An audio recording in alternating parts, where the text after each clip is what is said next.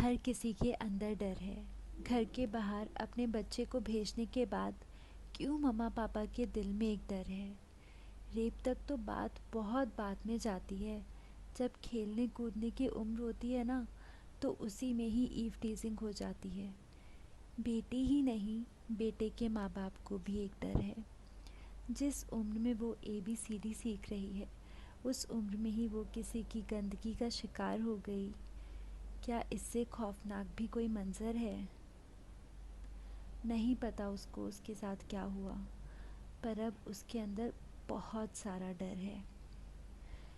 उसकी सिसकियों को सुनकर माँ के दिल में बेहद दर्द है। वो दर्द कोई भी सरकार दूर नहीं कर सकती। क्या देकर कॉम्पेंसेट करेंगे जनाब आप? अब कोई भी मुआवजा नहीं है जायज़। ये तो बस आपके दिल की तसल्ली है, क्योंकि वो डर तो अब पहले से भी ज़्यादा बेदर्द है। लड़की को डर है उसके साथ कुछ गलत हो जाएगा, तो लड़के को डर है कि उस पर कोई गलत इल्ज़ाम लग जाएगा।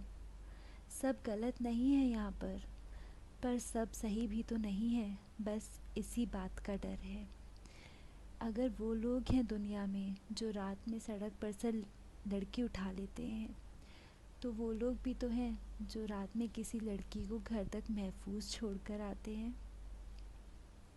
पर कौन सही है कौन गलत, इसको पहचानने में हम गलती ना कर दें, उसका भी हमको डर है।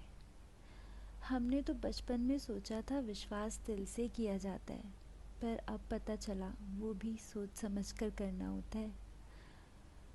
कौन है वो लड़की जिसके साथ कभी हल्का सा भी कुछ गलत नहीं हुआ? मैं तो वो नहीं हूँ, तो इसलिए मेरे अंदर भी डर है। कहाँ गलती कर रहे हैं हम कि ये डर ख़त्म ही नहीं होता। हम गलती कर रहे हैं कि हम ड्रेसेस अपनी मर्ज़ी से पहनते हैं। हम गलती कर रहे हैं कि हम लड़कों से बात करते हैं। हमारी ही गलती है कि अगर कोई हमें पसंद करता है, और उस पर हम एक और गलती कर रहे हैं कि हम किसी को मना कर देते हैं। हम रिलेशनशिप में आ जाए तो कैरेक्टरलेस है, और अगर किसी को मना कर दे तो उसकी ईगो से फिर हमें डर है। नहीं, बात बस इतनी सी है कि आपकी सोच गलत है। यहाँ तो लोग रेप के बाद लड़की के नाम के आगे उसकी कास्ट लगाकर न्यूज़ फ्लैश करते हैं, जैसे कि कास्ट के बिना ये गुनाह जायज़ हो जाएगा। मुझे नहीं जीना इस डर के साथ, और शायद हम में से किसी को नहीं जीना चाहिए। सोच को बदलने की ज़रूरत है।